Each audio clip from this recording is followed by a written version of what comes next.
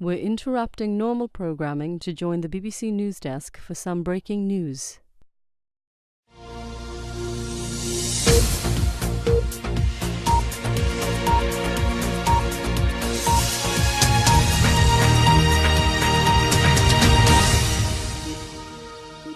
Welcome to the BBC News Desk. We have breaking news of a serious incident between Russian and NATO forces near the coast of Latvia.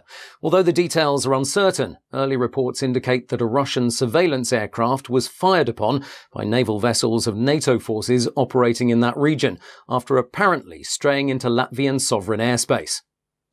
It's unclear at this stage whether the Russian aircraft was shot down or not. This incident comes in the wake of a similar event some time ago, in which 2 Russian pilots were killed after being shot down by Turkish surface-to-air missiles near the border with Syria.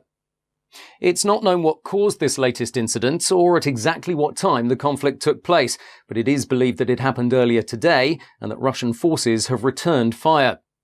The government has convened a meeting of the Emergency Cobra Committee, and senior members of the British military have been seen entering 10 Downing Street.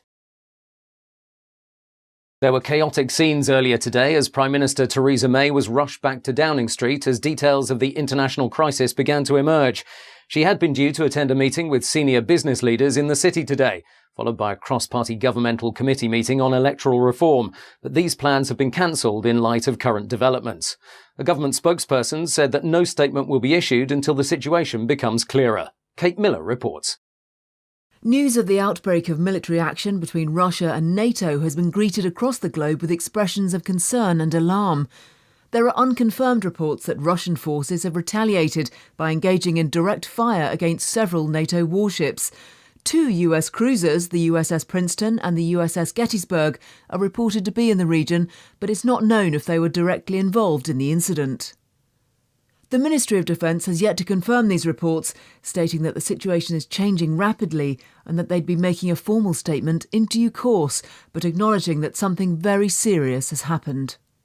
In Europe, senior military leaders have been meeting at regional NATO headquarters, indicating that a response to what they describe as unwarranted Russian aggression is being planned. A general military alert has been issued across Europe, including the deployment of over 50,000 NATO troops to key points along the central border to Russia, and the activation of over 200,000 reserve troops from France, Germany, Holland and the UK. The first contingent of British troops has already left RAF Brize Norton. All military leave has been cancelled, and the mobilisation of all British forces nationally and internationally has been ordered by the government. And we're just receiving reports that at least 1 NATO warship has sustained serious damage as a result of direct fire from Russian forces. Details are unclear and the number of casualties remains unknown, but it's reported that at least 1 vessel has been sunk with major loss of life and that contact has been lost with a further 2 ships in the area. The US President Donald Trump has condemned the Russian military action, calling on President Putin to pull back from what the US government has described as a reckless and warlike posture which can only lead to greater conflict. World leaders have expressed their condemnation of Russian military action, stating their support for US and NATO forces and their hope that a peaceful, negotiated settlement to the conflict can be achieved.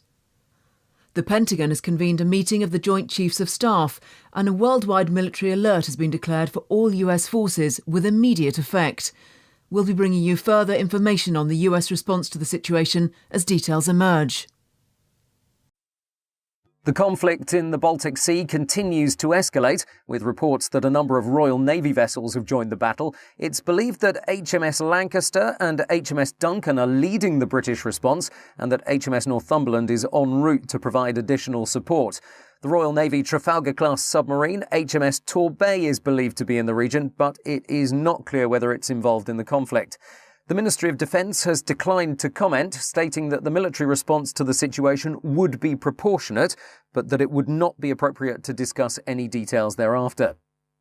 Several destroyers from the Russian Baltic Fleet have been spotted near the coast of Finland, indicating a potential major escalation in the scale of the conflict and increasing fears that the fighting may get out of hand before a political solution can be negotiated.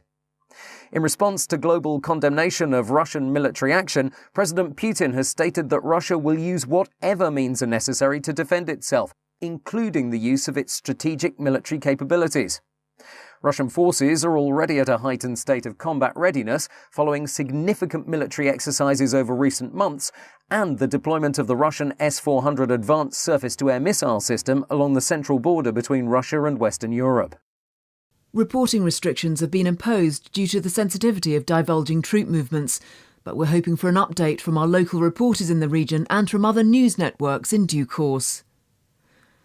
In the UK, the mobilisation of the armed forces is continuing, with a full recall of all reserve forces and heightened security at military bases and airfields.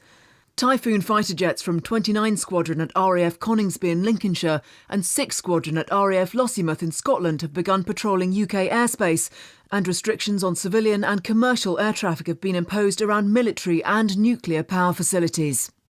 The Ministry of Defence has ordered the dispersal of key military forces and strategic bomber aircraft to various bases across the country, and the British submarine fleet has left the naval bases at Faslane in Scotland and from Plymouth on the south coast. Traffic restrictions have been reported on certain motorways and access points, causing tailbacks in many areas and bringing traffic to a virtual standstill on parts of the M25. Emergency services and hospitals in the UK have also been placed on high alert. A senior spokesperson for the NHS has stated that it's important the UK is prepared for any eventuality, but that this should not be a cause of undue concern. And just to recap on the main points so far, a serious incident has been reported between Russian and NATO military forces in the Baltic Sea, apparently resulting in direct fire from Russian warships against US and British naval forces, resulting in the loss of at least one naval vessel, and with casualties now exceeding over 200 troops killed and several hundred more either injured or unaccounted for. It's not clear when the first incident took place, but it appears that sometime earlier today, a Russian surveillance aircraft was fired upon by NATO forces, after apparently entering Latvian sovereign airspace. It's not known whether the Russian aircraft was shot down, and the Russian government so far has neither confirmed nor denied that this incident took place. A NATO spokesperson has reported significant troop movements in Russia near the borders of Latvia and Estonia, prompting fears that a much larger regional conflict is becoming inevitable. A full-scale military response is underway involving combined NATO forces, although the scale and severity of the conflict remains unclear. We're expecting a statement shortly from the British government following an emergency meeting of the Cabinet in a joint session with senior military leaders. It's clear, however, that the situation is extremely serious and is continuing to escalate.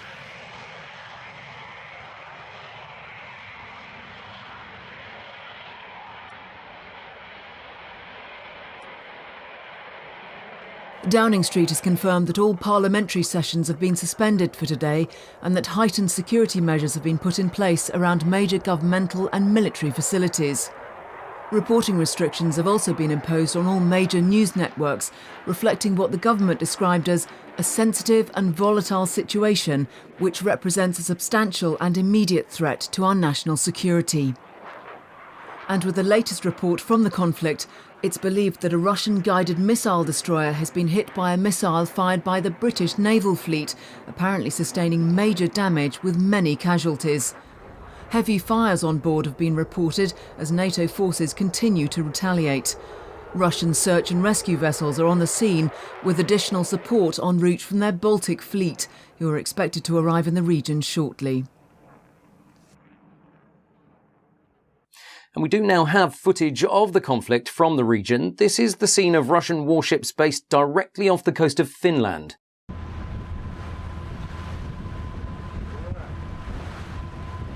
These are truly extraordinary scenes. Russian warships firing directly at US and British forces from NATO in what now must surely represent a state of war.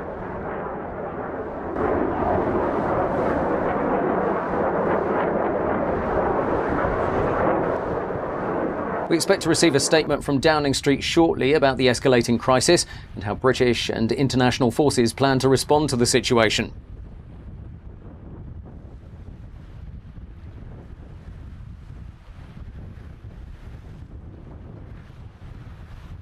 And we've just heard that the government has passed the Emergency Powers Act, bringing the country into a formal state of war preparation and suspending many peacetime activities and functions.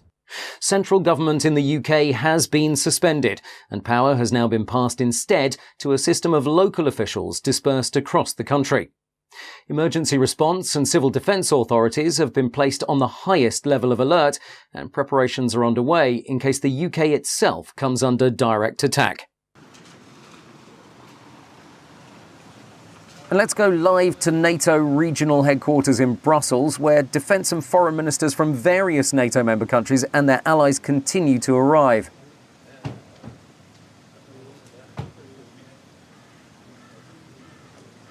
One of the early arrivals is the Belgian Minister of Defence, Steven van der Puut, joining his counterparts from a growing number of NATO member countries and their allies.